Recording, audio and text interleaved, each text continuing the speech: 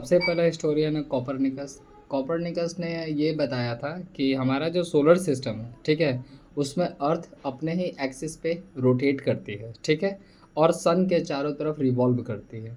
लेकिन उनकी इस थ्योरी को उस समय जो रोमन कैथोलिक चर्च था वो एक्सेप्ट नहीं करना चाहता था। क्यों? क्योंकि रोमन कैथोलिक चर्च का थ्योरी ये था कि अर्थ जो है पूरे यूनिवर्स का सेंटर है और सारे के सारे प्लैनेट इंक्लूडिंग सन वो भी अर्थ के चारों तरफ राउंड करते हैं, जिसके वजह से कॉपरनिकस को काफ़ी ज़्यादा कंडेम यानी बेइज्जती सहनी पड़ी और चर्च ने उनके डिसीजन को मानने से इनकार कर दिया। बट तकरीबन 100 सालों के बाद गैलीलियो ने वापस से जब टेलीस्कोप की डिस्कवरी की थी तो उन्होंने कहा कि कॉपरनिकस का थ्योरी बिल्कुल सही था और रोमन कैथोलिक चर्च का थ्योरी बिल्कुल गलत था। उसके बाद एक और आए डिस्कवरर जिनका नाम था विलियम हार्वे, ठीक है। इन्होंने ह्यूमन बॉडी के सर्कुलेटरी सिस्टम का बारे में अपना थ्योरी दिया था।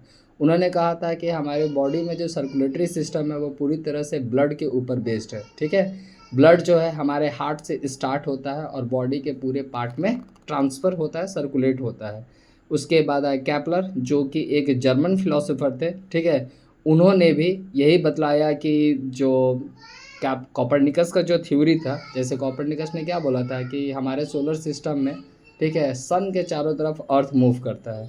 कैपलर ने भी उसी थ्योरी को रिपीट किया। उन्होंने भी कहा कि हमारे सोलर सिस्टम में अर्थ जो है सन के चारों तरफ रिवॉल्व करता है।